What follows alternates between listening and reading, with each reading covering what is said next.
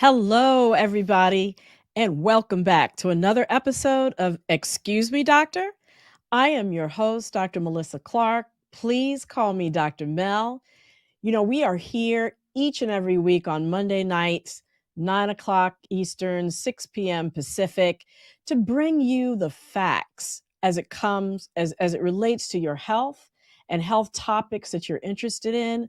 We focus and base everything around the science, the real answers, so you can be confident and empowered when it comes to making decisions for you, your family, and your community about your health. We clarify speculation, we clear up misinformation, and we debunk disinformation. We're streaming live on YouTube and Facebook. Thank you all for joining us, especially the folks who are tuning in for the first time. Please don't hesitate to hit subscribe if you're on YouTube and like if you're on Facebook. I really appreciate you for doing that. Tonight, we have an extremely important show to bring to you. So the word Tuskegee, this is a name that when Black people hear it, it's become synonymous with medical experimentation on African Americans. Although Tuskegee is also a university, it's the site of the famous airmen, and it's a town that's home to more than 8,500 people. Tuskegee has also come to be the number one reason, or one of the main reasons, why Black people are refusing to get vaccinated for COVID-19. So tonight, on this show, we have two descendants of the United States Public Health Service syphilis study at Tuskegee. They are here to share their forefathers' experiences and what they, as individuals and families who are descendants of these individuals, are saying about COVID vaccination. So please share this episode with everybody you know, especially those who use Tuskegee as one of the reasons that they're not getting vaccinated, so they can be truly informed about what happened and how it relates to us today. Also remember, start to write your questions in the comments because we're going to be doing the first come, first serve basis on the questions. So make sure you get your questions in there. And as always, I am going to bring in right now my wonderful two co-producers, Miss Lila Mays, coming in strong from Los Angeles. Hey. Hey, Lila.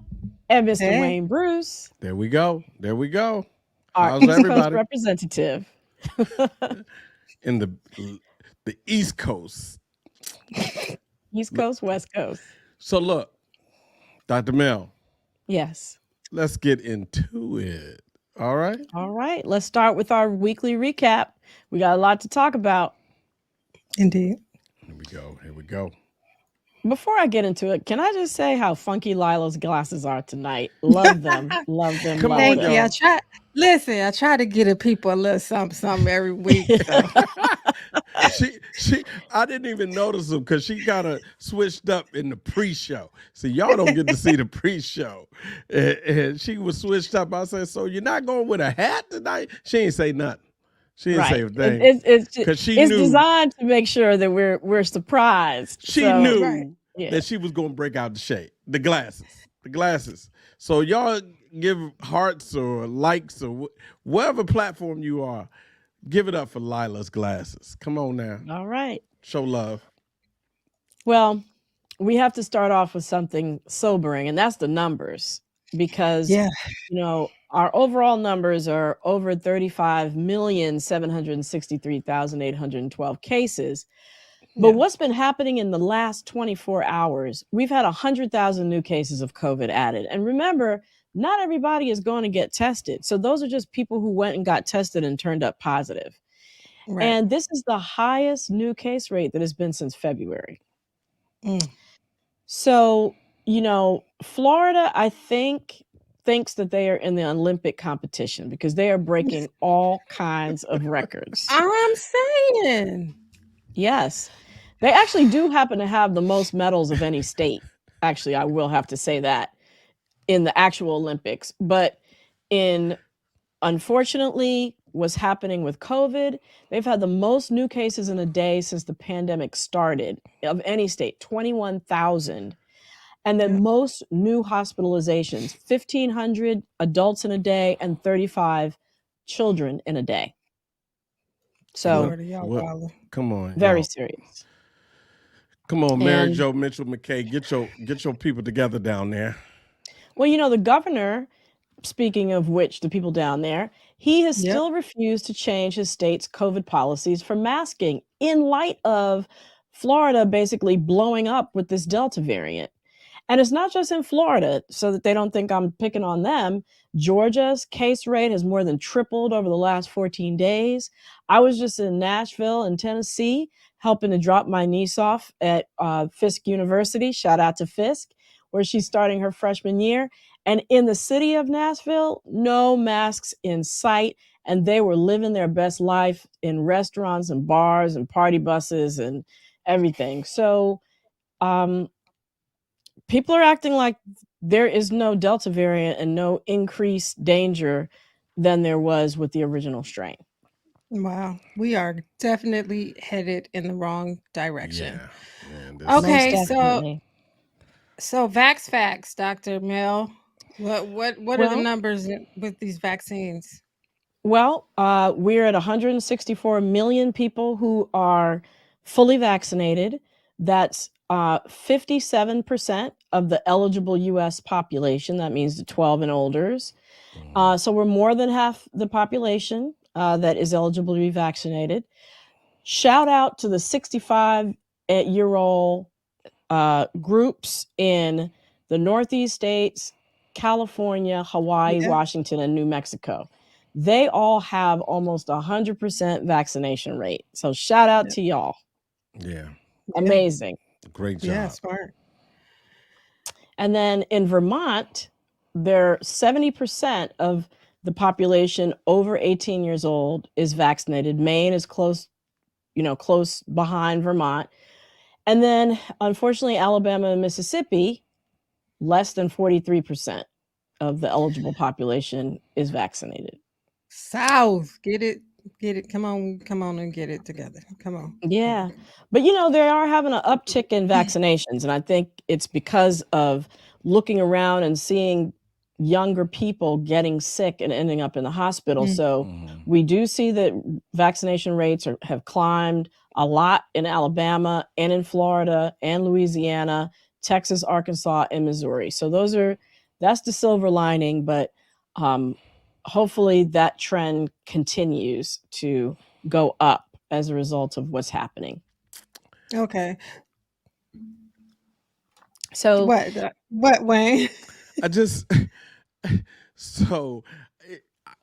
Hey y'all, I'm not supposed to speak at this part of the show because I'm not in this part of the show, and this is Lila Vax Facts. But I mean, the stories that are coming on television about the people who are passing away have been heartbreaking. And it is sad, and it's like we're going back to square one after we had done so well. And a lot of those same people are saying, I wish I had taken the vaccine, and unfortunately it is not a treatment, or they're begging for the vaccine because they're running out of air. And they're having to be told by the nurses and doctors, the vaccine is too late for that. You're already sick with COVID. So, we can just treat you with the other things we have, but it's too late for the vaccine. Too late. So Dr. Mill, there are these breakthrough cases of the Delta variant in people who have been vaccinated. What does that mean exactly? So it turns out, based upon a regional study that they did in New England and in Massachusetts, where they saw that 74% of the individuals who were positive for the Delta variant had been already vaccinated. Now, I want you to think about, though, people who are vaccinated kind of taking the pandemic a little bit more seriously. So they're going to be the ones who will go get tested, even if they have minor symptoms. So that does not mean that unvaccinated people were not also positive. The data is also showing that vaccinated people and unvaccinated people both carry when they do get exposed and get infected with the Delta variant, they're carrying the same amount of virus in their nose. So presumably both groups can spread the virus to other people. Now, what's the most important thing? The most important thing is those vaccinated people who are testing positive are not sick. They may have the sniffles at, at the most. They may feel a little bit fatigued, but for the most part, the people who are ending up in the hospitals, 99.99% of the people who are dying are individuals who are unvaccinated. So the reason to get vaccinated is it protects you from getting sick and possibly dying. That's the reason why. So even if you end up testing positive for the Delta variant, it won't be doing you any harm. This is all the reason behind the CDC's recommendations now that vaccinated people go back to wearing masks indoors, because of this recognition that spread is possible. But the bottom line is it's not really making people sick. So let me jump on in here because this is pissing me off. It really is, because we treating this like it's not happening, like this Delta variant isn't a whole new thing, taking people out of here. People are out of here. And you know what, Dr. Mill, in our production meeting, we talked about something that we had never really talked about. I just would ask that you would break down what intubation is like for the people, because if you get COVID and you have been vaccinated, you might not feel good. Right? Like Dr. Mill said, you might have to wear a breathe right strip. You might be in the bed for a few days. You might have some aches and pains, but you don't have to be intubated. And I don't think people really understand what that even looks, sounds, feels, smells like. I didn't. Well, unfortunately, in my career as an emergency physician, I have intubated thousands of people. And let me tell you, it is terrifying for them because they are at a point in their illness where they are gasping, literally don't know if they are going to be able to get their next breath in. And so the only option to keep them ventilated and getting air into their body is to put them on a machine that's going to pump air into them. And that procedure goes like this. We give them medication that sedates them, basically makes them unaware, and then we paralyze them. And they're unable to move. And that's so that we can take an L-shaped piece of metal, put it in their throat at the base of their tongue, and use it to pull their jaw forward so that we can see down into their windpipe to put a tube down through their vocal cords into their windpipe. We hope that they don't vomit during that procedure, because if they vomit, it'll go into their lungs and they will get a severe pneumonia. As soon as we get the tube in, we inflate the cuff so that it will protect their airway. And then we hook them up to the machine, and we may keep them paralyzed and sedated depending on how severe they are. But the bottom line is, it is not a pretty thing. It is not. When we talk about giving the vaccine to prevent hospitalizations, intubations, and death, and comparing it to the breakthrough cases where people are getting the sniffles, it's night and day. And that's why we're saying people need to get vaccinated to prevent those scenarios from happening. And if it doesn't happen to you, let me just say this one last thing. If it doesn't happen to you, the purpose is to keep it from happening to other people around you, to try to protect them. Imagine a family member having to deal with that, and maybe the relaxant doesn't work, right? The sedative doesn't work, and you're awake and aware of your body being paralyzed while they're trying to get the tube down your throat. It's basically a horror movie. It is basically a horror movie. I mean, and we're not doing this to scare people, but I think it's important that people understand when the doctors and the scientists come on TV and they talk about intubation and they, say these different things about the benefits of vaccination, what it actually means. We're just trying to break it down so everybody understands. I think it's really important that we did that, because when we discussed it yesterday, I had never heard it broken down that way. And I think for over a year now, we've been throwing around this word intubation, intubate, and nobody really, except for medical professionals and other people who may have been through it, I didn't have any idea. I can only speak for I didn't have any idea what it entailed. Yeah. So, Well, hopefully, by getting vaccinated, you won't know, and right. most people won't know. Yeah. So, Whew. So so now Yeah. we go to me, right? yeah. I That mean, that was my What you rant. I'm sorry. that's your rant, and you leave it to come to Wayne. And what are we talking about right now is food. Good stuff. Why you want to Yes. bring food? Why I got to It's be associated with food?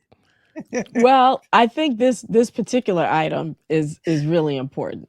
it's Okay, good all stuff. right. This is really important. Dr. Mel, study came out that the more colorful foods we eat, the longer we'll have brain power. Huh? Well, that's true. So having colorful foods on your plate, like strawberries and peppers, that have a chemical, the chemical that gives them their color are called flavonoids.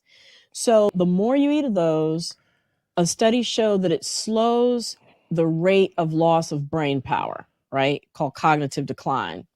And that was done in 75,000 people starting in their 50s, and they followed these people for 20 to 30 years.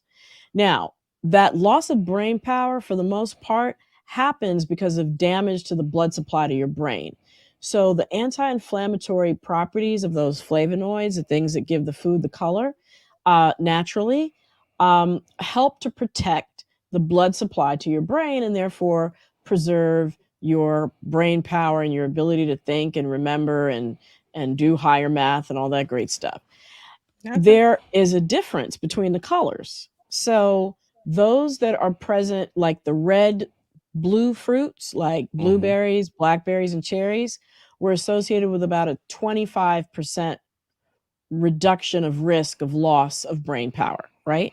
Mm-hmm. But the yellow and orange fruits and vegetables, so like citrus fruits, apples, pears, bananas, peppers, those were associated with almost a 40% decline in or decrease in your risk of cognitive decline. So eat those beautifully colored fruits and vegetables as much as possible. And make sure they're fruits and vegetables and not flaming hot red Cheetos Yeah, and And that color Takis.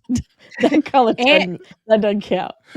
It and doesn't black count. people, don't cook your food until all the color is gone out of The- them. How about that? have your Don't cook green all beans the color out bright and of fresh green, not that part. dull and army green. Not gray. Because Steaming is a great way to do vegetables. I'm There just we go. saying, Or maybe a you quick go in our flash stir fry. kitchens and the greens are army green. That means they've been cooked the life out of them. They may The taste life, good. the They're gonna taste literal like life has they're been cooked they're out of gonna them. taste Right? like salt and all the good Anyway, seasoning, Food but they're is not gonna be medicine. good. that's Yeah, my food commentary. is medicine, and that proves it. All right. Child, sound like it might be a little lawsuit against J&J. Yeah,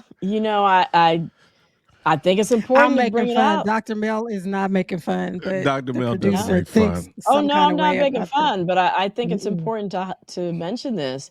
The National Council of Negro Women, a lawsuit is being brought on their behalf against Johnson and Johnson around the talcum-based products that were marketed to African Americans, despite knowing that the items were linked to ovarian cancer. And at the time, the company knew that 60% of Black women were using baby powder, shower to shower, I think is their brand, as compared to only 30% of the overall population. And so they continued to market it up until, I believe, May of 2020, just last year, despite knowing the association with ovarian cancer. Now, I know a lot of African Americans don't trust Johnson and Johnson for this reason. I would only say that uh, the vaccine is something that has gone through a whole different process of development and vetting. Um, versus baby powder and other cosmetics that are not approved by the FDA, not reviewed by the FDA. It's a whole different thing. So no one's asking anybody to trust Johnson & Johnson.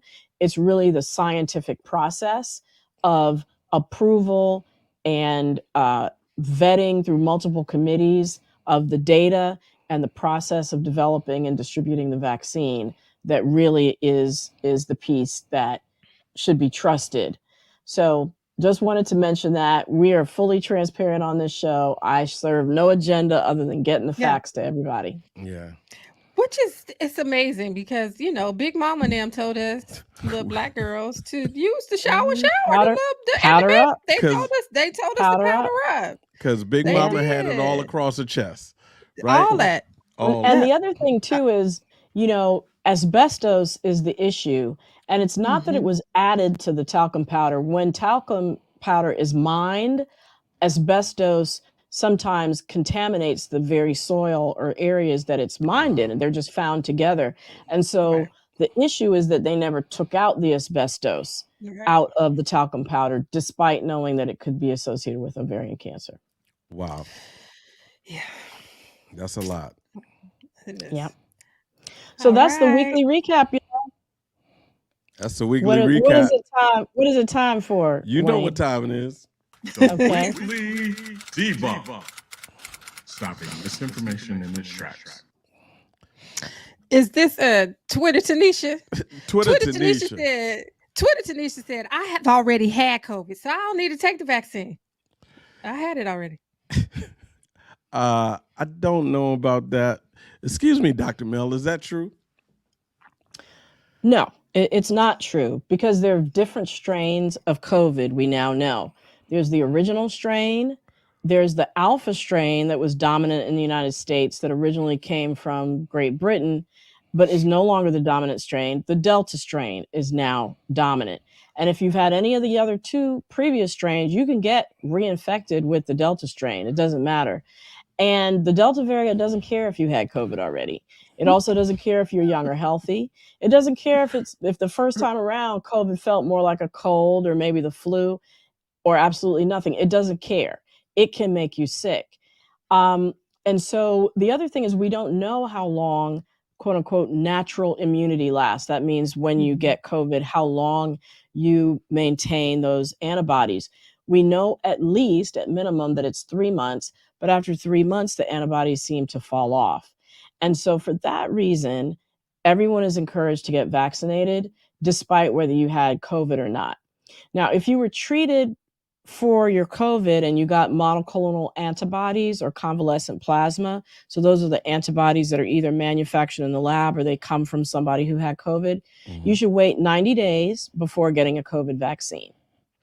Other than that, it's important to get vaccinated whether you had COVID or not. Okay. Thank you, Dr. Mel. So you just answered one of the questions that was in the queue. So okay, if you fantastic. If you have not had monoclonal antibodies, you do not have to wait 90 days, right? That is correct. Yes. Okay. You can. Yes. Although you could just go ahead and try to take advantage of the fact that you have those antibodies for 90 days and then get vaccinated right after that. But you can get vaccinated at any point. Okay, there we go. And that was the debunk. That was our weekly debunk. Thank you all for working our way through the recap of the debunk, and we will see you all in a little bit. All right. Click like and click share. All right. Thanks, Lila. So now we're going to move into the meat of our show, so to speak. So, I mentioned at the top of the show that out the gate, the first concern that we as African Americans had about enrolling in the COVID vaccine clinical trials and later taking the vaccine once it was authorized was Tuskegee. And I often hear just that one word, Tuskegee. In the many months that I've been talking to people about the vaccine, though, I've encountered scores of people who don't know the real story behind the United States Public Health Service syphilis study at Tuskegee. Many people think that the men involved were injected with syphilis and that the COVID vaccine is meant to inject them with COVID just like that. So we're going to dig into that concern. We're going to learn about what actually happened in the study and how it relates to today and today's healthcare. And we're going to learn that from two incredible guests who are also descendants of those individuals who were in the Tuskegee study. And they are with us tonight. So the first person I'd love to introduce is Dr. Kimberly Carr. She serves as the CEO of Carr Consultants LLC, which is a consulting and facilitation business that drives clients to their measurable and actionable destination in the areas of food, health, and equity. She's also a resource specialist at the Georgia Rural Health Initiative at Mercer University School of Medicine. So welcome, Dr. Carr. Thank you so much for joining us. And then I'd also like to welcome Omar Neal. He is the former mayor of the historic city of Tuskegee, Alabama, and serves as the president of You Got the Power Enterprises. He's hosted the You Got the Power radio talk show for 30 years now, and it's on Facebook Live, 980 a.m. and Choice 106.9 in Pensacola, Florida. And I just want to thank you all both for being here with me tonight. Thank you. It's good to be here. So before we start with the questions, we actually have a clip that we want to show. I just want to go ahead and cue that up. It's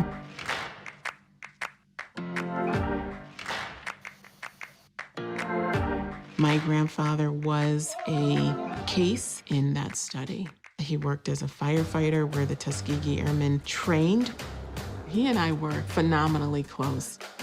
The syphilis study happened for 40 years. Penicillin was found to be the most effective treatment, but the men were denied the treatment.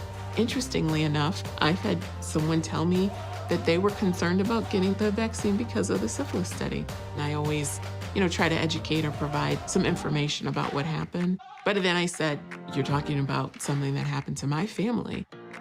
And I've taken both of my vaccines. I'm doing this for them.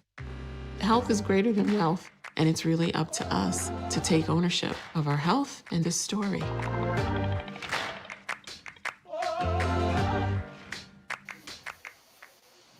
very powerful. So that documentary was brought to us by the Ad Council, the Black Coalition Against COVID, and the Joy Collective.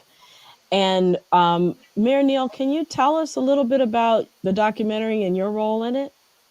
Well, let me, first of all, Dr. Mel, I saw the first part of the show. Incredible. This is a show that everybody in the whole United States world kingdom need to see. So I'm going to give you kudos and to all of the people who are associated with this wonderful broadcast. Let me say, one is the person that you just saw. Her name is Common Head Thornton. She's my cousin. Her grandfather was Freddie Lee Tyson, who was my uncle. And this whole story of the Tuskegee experiment, as they call it, but it was the, as you so aptly put it, the United States Public Health Service study conducted in Tuskegee, right? This study has been kind of recurring open wound for people in Tuskegee. Every time we hear people say the Tuskegee study or the study that is the cause for Black people not to get the vaccine, it really hurts our heart when you hear people say that the reason why I'm not going to get the vaccine is because the study that happened in Tuskegee. When people really don't understand, it was the denial of the treatment that was what happened to the men in Tuskegee. Tuskegee would have loved to have gotten the vaccine if you would, right? That's what Tuskegee, the people in Tuskegee, like myself and like my family, we have all been vaccinated. So it is not the Tuskegee study, if you will, or the United States Public Health Service study that was conducted in Tuskegee. And it's not the same as the COVID-19 vaccination. And I think that's the story that I really want people to get out and to understand that I, like Dr. Mel and Dr. Carr, I have no agenda other than to tell you the truth. Right. Well, thank you, Mayor Neal. And Dr. Carr, maybe can you tell us the details of the study? What actually happened in Tuskegee between 1932 and 1970? Yeah, 1932 to 1972. So it was Thank a you. 40-year study. It was the longest non-therapeutic study, and it still is a long non-therapeutic study in the United States. What does It non-therapeutic mean? Sorry. mean non-therapeutic means there was no treatment, no Right. treatment at all. Even when treatment was available, as former Mayor Neal said that they were denied treatment. So it's a egregious study. It occurred in the surrounding areas of Macon County, Alabama. So it wasn't just Tuskegee, even though Tuskegee is the county seat. There were also surrounding areas of that as well. And prior to that, there was, and Mayor Neal, feel free to jump in as well. Mhm. Prior to that, there was another effort with Julius Rosenwald, and I believe he was Sears Roebuck. I believe he was the Absolutely. CEO. So the thing about that is they were doing this campaign, of course, of mass education to blacks in the South, and syphilis at that time was rampant across the country. It just so happened to be that Macon County, I believe, was one of the 6 counties in the United States that had the highest rates of syphilis. So they chose that area. And all this information is in Susan Reverby's Tuskegee's Truths, and it may be in Bad Blood 1981. So pretty much with the Rosenwald, they collected all the information that they needed, and then it was turned over to the Public Health Service venereal diseases, and they saw it as a unique opportunity to look at the natural progression of syphilis in those bodies. So those men were preyed on for their social economic status of them being black, or them being tenant or sharecroppers, which my great grandfather wasn't. He was not. He wasn't a tenant farmer. But again, that study went on for about for 40 years. There, it was a study that was wide known, so it wasn't that it was hush hush. The American Journal of Public Health, there were articles there. Matter of fact, there was a whistleblower, Peter Buxton. He tried his best to to get the information out, and it wasn't until 1972 until Associated News reporter Jean Heller, but Heller. Hello. Heller, yeah. She broke the story to the New York Times, and then that's when the public outcry, because even still, when it was broken, they were still conducting the study, but it was through to the public outcry that the study stopped. There was a lawsuit with attorney Fred Gray. I believe he's still practicing, if I'm not mistaken. Yes, he is.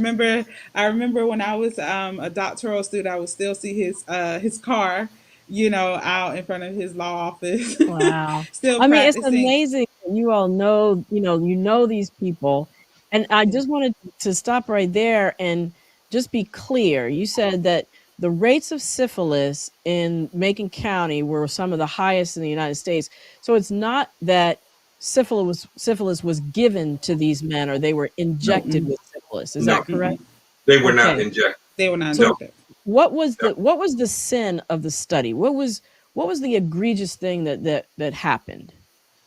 Well, Oh, that's a lot.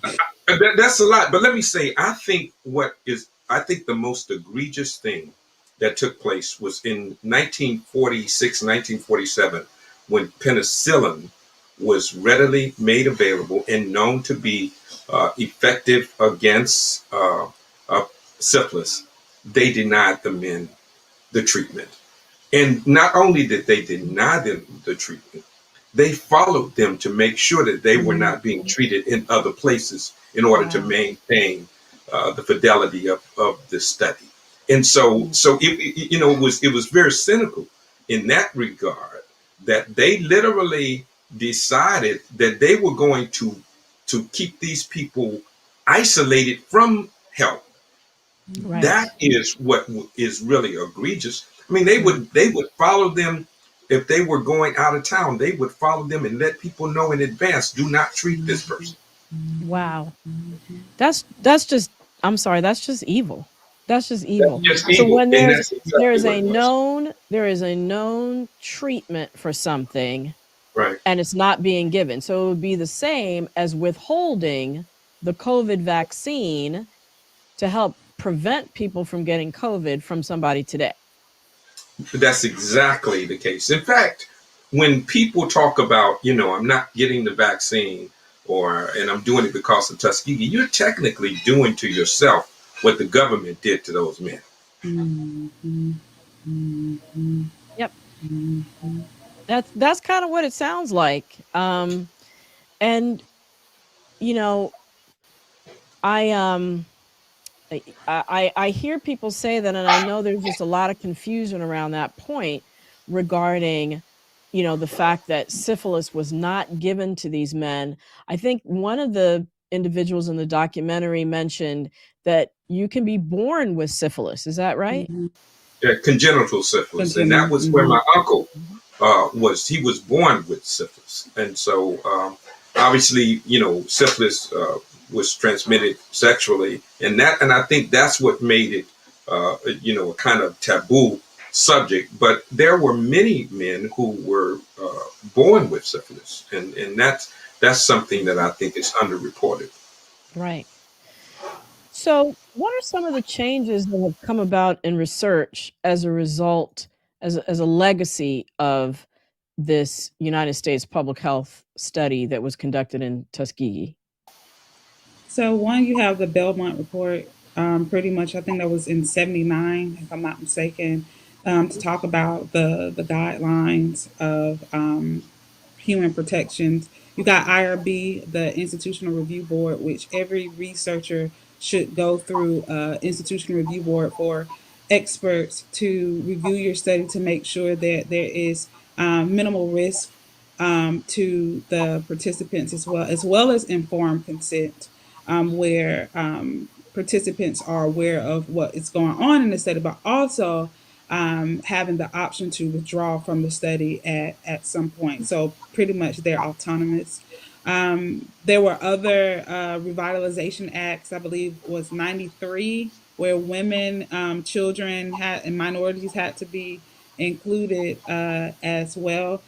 Recently, I would say a few months ago, when I was doing IRB training with CITI, that there was a segment discussing United States Public Health Service syphilis study, in the context of not to coerce patients, participants as well. So those are some of the research implications of the Right. study as well.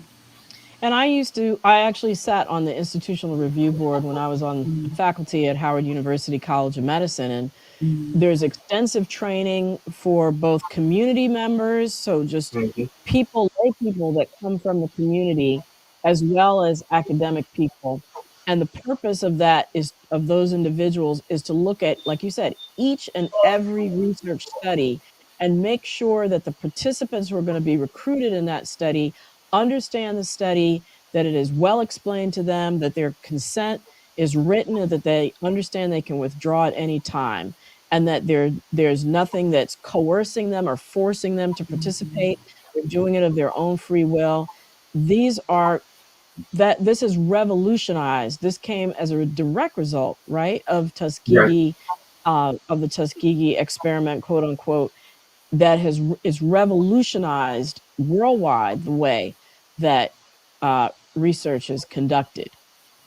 Um, so I read that in the Tuskegee School District, and this has been led by the superintendent, Jacqueline Brooks, example, who herself is a descendant of individuals who were a part of the study, that she got the COVID vaccine, and 70% of teachers and 100% of custodians, lunchroom workers, and bus drivers in Tuskegee have received the vaccine.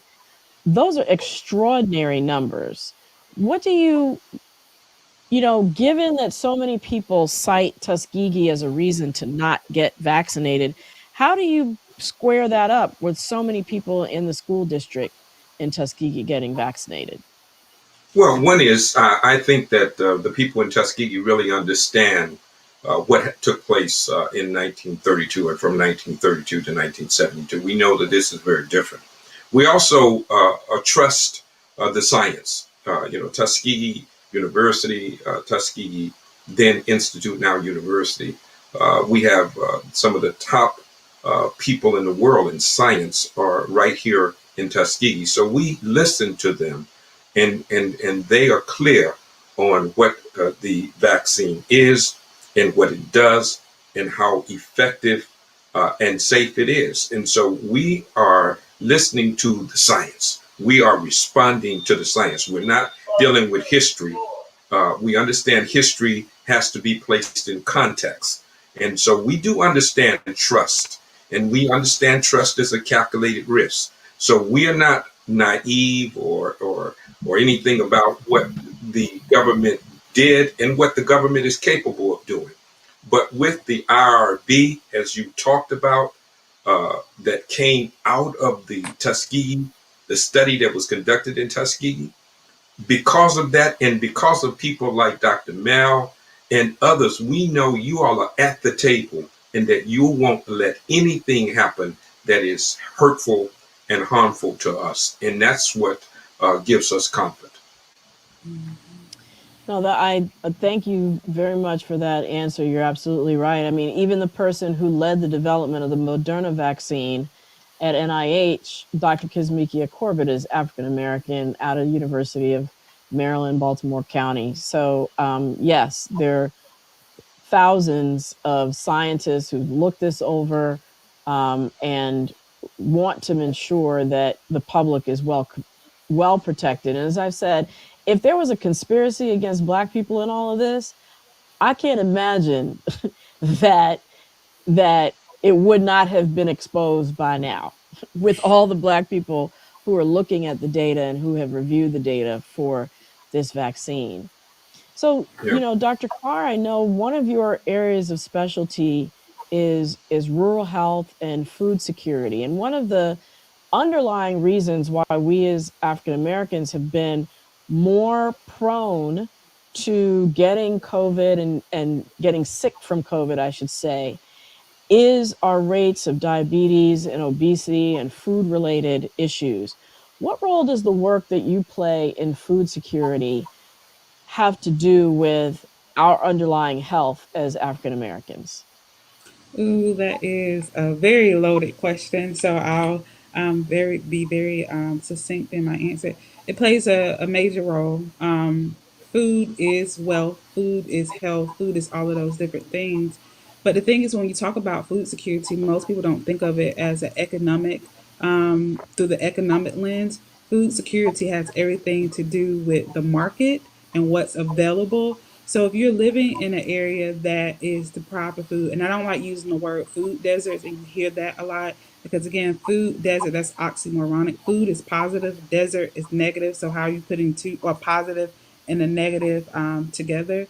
So when you have a area like a lot of your rural areas that do not have, the adequate access and availability to, healthful foods like your green leafy vegetables, which is kind of still ironic because agriculture, right, and Right. farming. So, and that's a whole nother conversation of corporations coming in buying up land. So again, when you talk about food and you talk about COVID, you talk about all these other determinants of health, they all play a role. And what you eat and what our skin absorb is everything, and that plays a role as well. Those trade offs. Do I get the food? Do I pay my bill? What about my housing? Those are another things that people have to think of. And with the vaccine itself, that goes into hesitancy. I don't know if we're going to talk about vaccine hesitancy, but that plays into it as well. And I believe on the panel that we were on, Dr. Cameron Webb talked about it a little bit as well about vaccine complacency. Well, I'm good, nothing has happened to me so far, or even vaccine convenience as well. Like, I guess I could get it, it's available, but I don't know how this is going to affect my work life. What if I get sick? I can't afford to get sick. So those things Hmm. like that. Right, exactly. No, I wanted to bring in the issue of food security because one of the items we talked about in the recap was, Mm-hmm. eating colorful fruits and vegetables. Those things Yeah. decrease inflammation in our body and allow our immune system to be more robust and healthy so that it can have the reaction to the vaccine that we want it to have to produce Mm-hmm. antibodies And a lot of times, like you said, even in rural areas, they're not getting the right amount, the right kinds of nutrition. I call it nutrition security because Yeah. there's there is food like the hot Cheetos that they talk about that are orange in color, Mhm. but that's not the orange in color that we need, right? We need the Mhm. naturally occurring orange in color, citrus foods and those kinds of things, which also even in urban areas. So I live near DC. There's Ward 8 in DC, which is known as the area of town where there's the highest concentration of African Americans and the lowest concentration of grocery stores. There are absolutely grocery stores in major grocery stores that carry fresh produce in that area. So it's really important what you do, and I wanted to highlight that. And the issues that you brought up around vaccine hesitancy, that's one of the concerns that we have, the various reasons that people cite, one of them being Tuskegee. So thank you for bringing that up. I'm going to actually go to our producers to see if there are any questions from our audience. So Wayne and Lila. And here we go. We're Hello. back. We're actually we were here the entire time. So let me say this: incredible, incredible discussion from you guys, and we're getting comments, a lot of comments in the chat, and one is from Yvonne Smith. She says, and the reason I'm going to her comment is because we talked about this in pre-production meeting. Is she said, please stop using the word experiment. It was a study, please. But I want Mayor Neal to to discuss his thoughts on that. Yeah, that's absolutely the case. The question has to be, what was the outcome? One is, you had human beings, and I think the point of the matter is that instead of talking about just, they were black men. Yes, they were. Some of them had different occupations. Some of them were sharecroppers. Some of them were carpenters and plumbers and electricians, and they had other professions. So these were family men. They were fathers and uncles and brothers, and so they were a part of the fabric of our community. And the key to all of this is that their humanity was not recognized and Right. appreciated. Mhm. And I think if we focus from that vantage point, then we get past all of the other nuance around what happened at Tuskegee.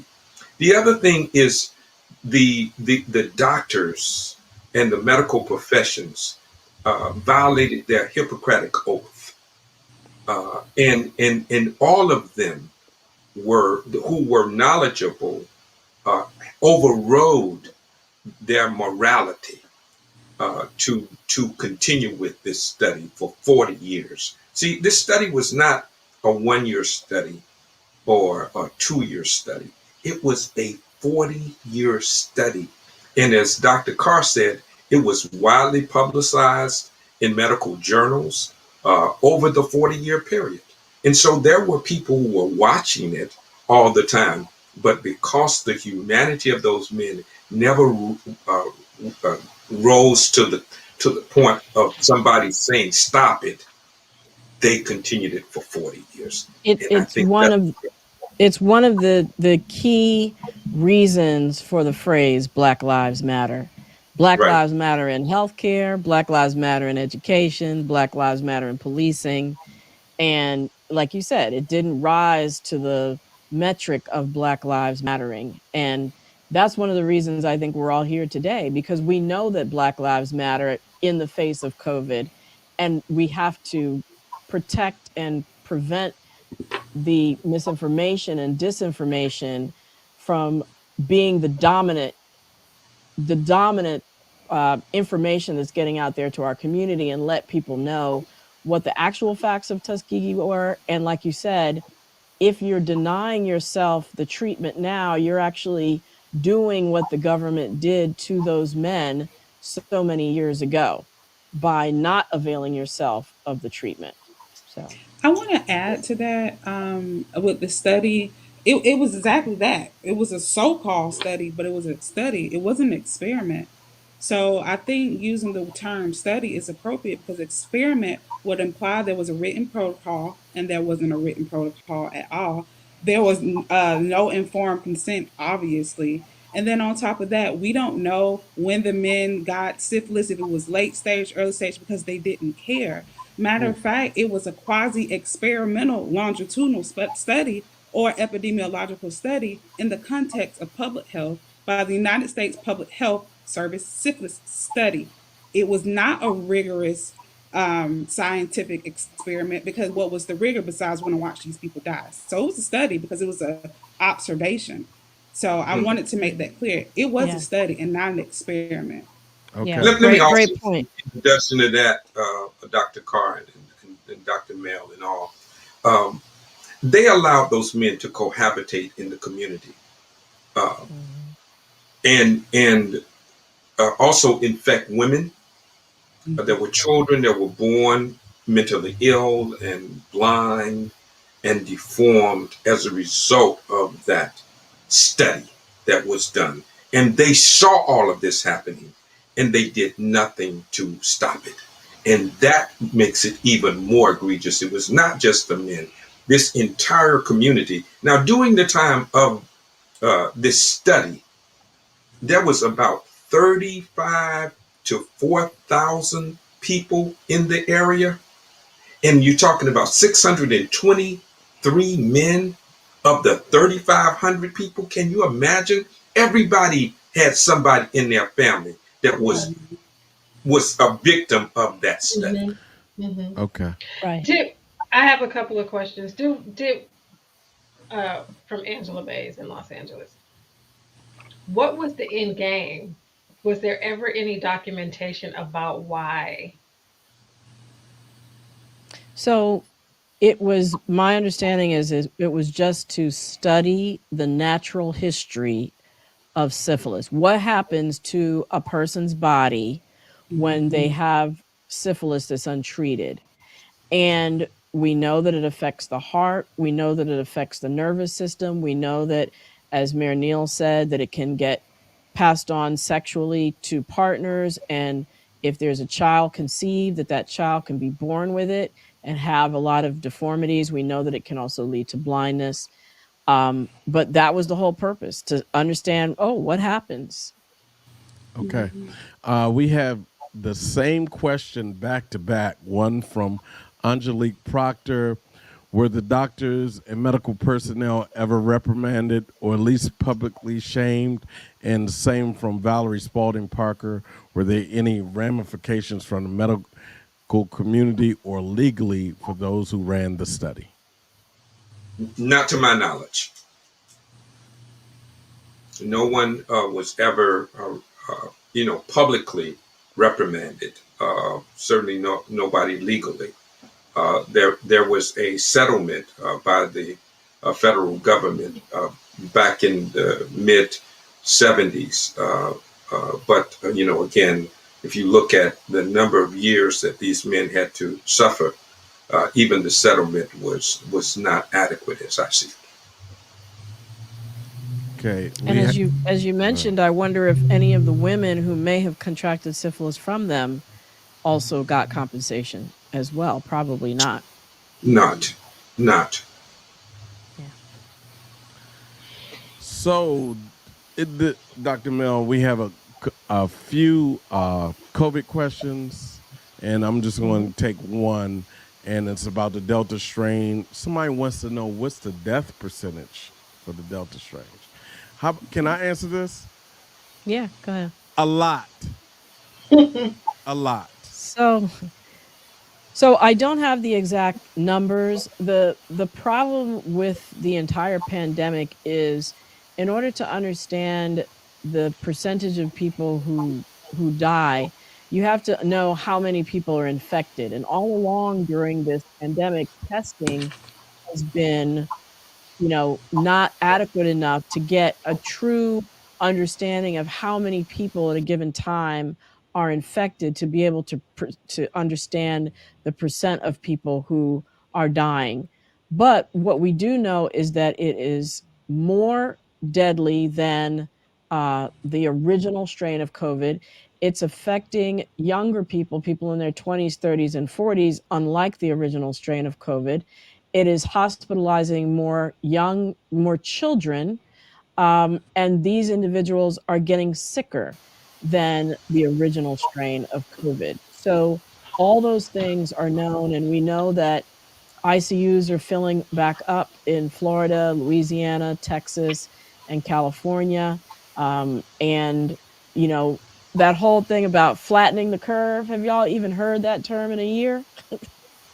The whole idea of flattening the curve was to make sure that ICUs and hospitals their capacity was not exceeded so that they could care for those people who got sick. And we're already having places getting overrun again. Lila, you got anything? Because I have one last question here. You got it. Okay. This last question comes from Tashana Stallworth. Why is it important to distinguish between study or experiment?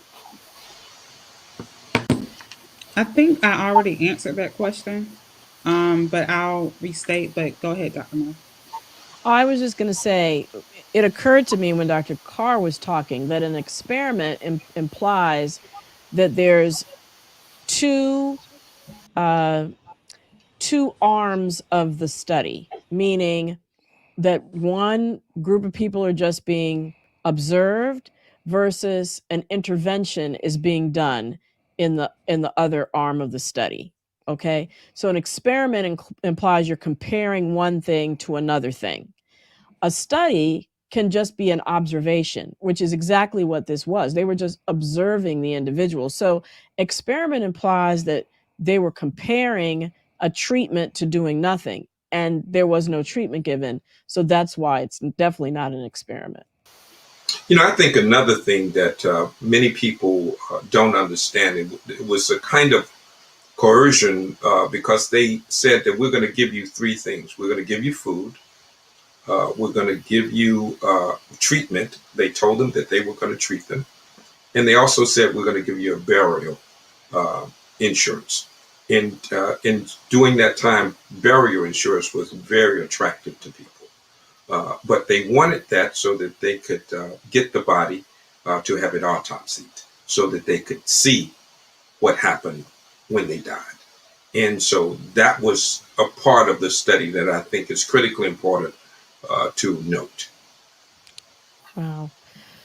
Well, unfortunately, I think we have to wrap there.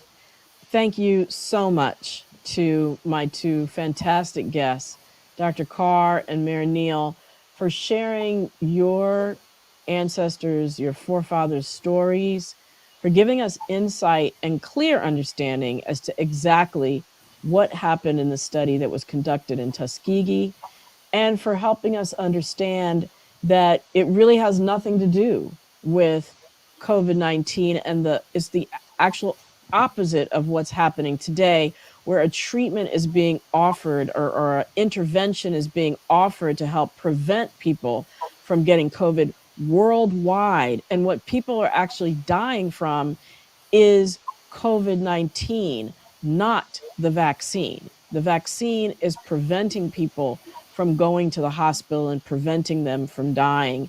So it's the exact opposite of what our deepest fears as African Americans have been as a result of the study conducted at Tuskegee.